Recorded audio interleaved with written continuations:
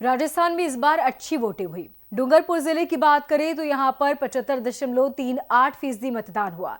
जिले में 4 विधानसभा सीटें हैं, जिनमें डूंगरपुर में 72.76%, आसपुर में 73.71%, चौरासी में 81.76% और सागवाड़ा में 73.73% मतदान हुआ। आदिवासी मतदाताओं पर सभी बड़े राजनीतिक दलों की नजरें टिकी रही, लेकिन यहां क्षेत्रीय पार्टियों का दबदबा साफ नजर आया। जिले की कुल 4 विधानसभा सीटों में से पिछली बार 2 सीटों पर बीजेपी ट्राइबल पार्टी के प्रत्याशी चुनाव जीते हैं, जबकि 1 सीट पर दूसरे स्थान पर रहे। इस बार के चुनाव में भी क्षेत्रीय पार्टियों की जीते हुए और दूसरे स्थान पर रहे उम्मीदवार फिर से मैदान में हैं। ऐसे में कांग्रेस और बीजेपी के लिए ये दल किसी खतरे से कम नहीं है। आपको बता दें कि गत विधानसभा चुनाव में भारतीय ट्राइबल पार्टी यानी कि बीटीपी के प्रत्याशी चुनाव जीते थे। 84 से राजकुमार रोत और सांगवाड़ा से राम प्रसाद डिंडोर विधायक बने। आसपुर से उमेश मीणा पिछली बार दूसरे स्थान पर रहे थे। बीटीपी में रह रहे तीनों नेता इस बार भारत आदिवासी पार्टी यानी कि बीएपी के बैनर तले इस बार भी चुनाव मैदान में है। साथ ही बीटीपी ने इन तीनों सीटों पर अपने अलग अलग प्रत्याशी उतारे। डूंगरपुर सीट पर भी बीटीपी और बीएपी के प्रत्याशी कांग्रेस बीजेपी को टक्कर देते नजर आ रहे हैं।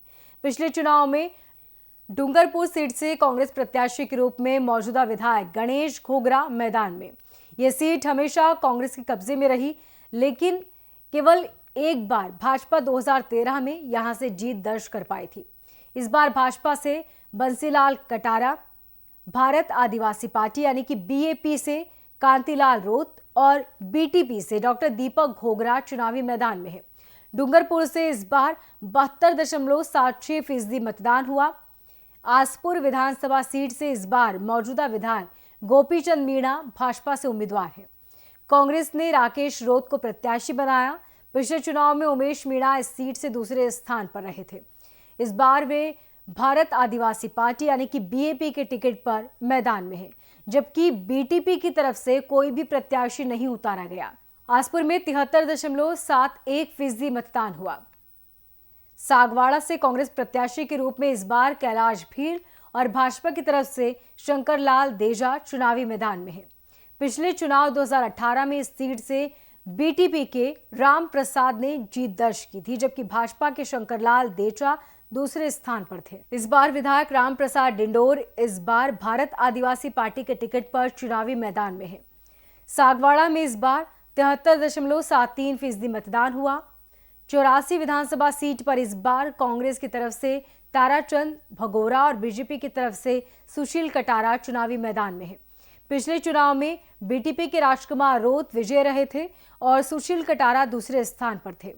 मौजूदा विधायक राजकुमार रोत इस बार भारत आदिवासी पार्टी के टिकट पर चुनावी मैदान में है। 84 में इस बार 81.76% मतदान हुआ। बीजेपी कांग्रेस ने रिझाने की खूब कोशिशें की। आदिवासियों को रिझाने के लिए इस बार कांग्रेस और बीजेपी ने कोई कसर नहीं छोड़ी। बीजेपी और कांग्रेस के राष्ट्रीय नेताओं ने आदिवासी इलाकों में खूब सभाएं की। पीएम मोदी, यूपी के सीएम योगी आदित्यनाथ, बीजेपी के राष्ट्रीय अध्यक्ष जेपी नड्डा, सीएम अशोक गहलोत और राहुल गांधी समेत कई नेताओं ने चुनावी सभाएं की। इसके बावजूद भी क्षेत्रीय पार्टियां बीटीपी और बीएपी यहां भारी पड़ती नजर आ रही है। अब देखना होगा कि इस बार यहां मुकाबला कैसा होता है।